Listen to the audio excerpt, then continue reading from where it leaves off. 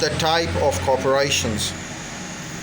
Well, we can classify corporations as either public or private, but within these broad categories we can identify several specific types of corporations, some of which are described by me in the video. Well, number one, the most common form of the US corporation is the closely held or private corporation. Stocks is held by only a few people and is not available for the sale to the public. The controlling group of stockholders may be a family, management group, or even the firm's employees.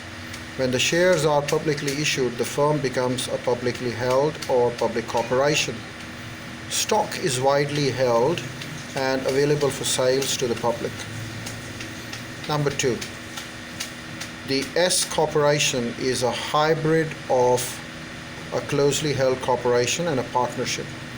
It is organized and operates like a corporation, but it is treated like a partnership for tax purposes.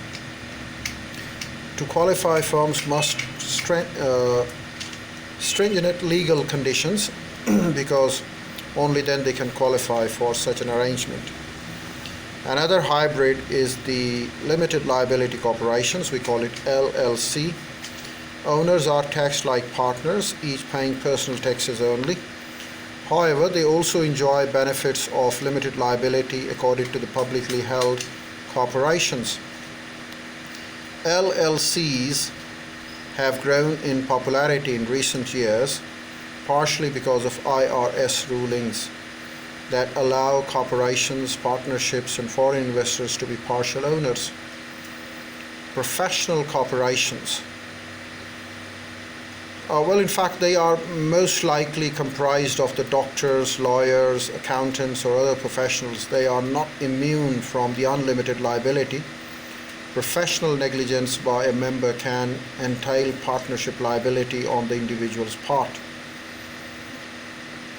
The fifth one is, as the term implies, the multinational or transnational corporations. They span national boundaries.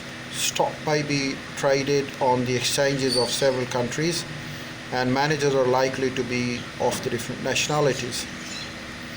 Well, we can consider all these types. Say, for instance, number one, closely held; number two, publicly held; number three, subchapter S; number four, limited liability; number five, professional; and number six, multinational. Well, what are the distinguishing features of closely held? The first one, stock held by only a few people, subject to corporate taxation. And their examples are Blue Cross, Blue Shield, MasterCard, and Primestor. The second one is publicly held. Over here, the distinguished feature is that stock widely held among many investors, subject to corporate taxation.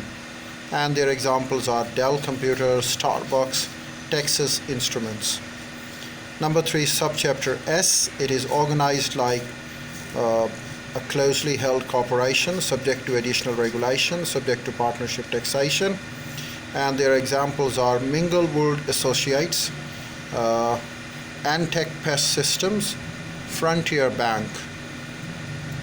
Then the fourth one is limited liability, and their features are they are organized much like a publicly held corporation, subject to additional regulation, subject to partnership taxation. And their examples are Pacific Northwest Associates, Global Ground Support, and Ritz-Carlton. The fifth one is that of professionals. They are organized like partnerships, subject to the partnership taxation, limited business liability, unlimited professional liability. And their examples are Neumann, Hui, DDS Associates, B&H Engineering, and Anderson, McCoy, Otta.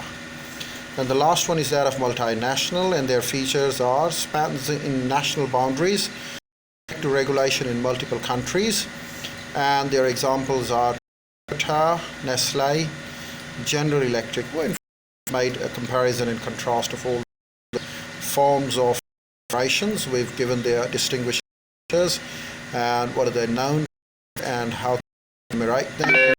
Also giving you the examples from the market, from practice.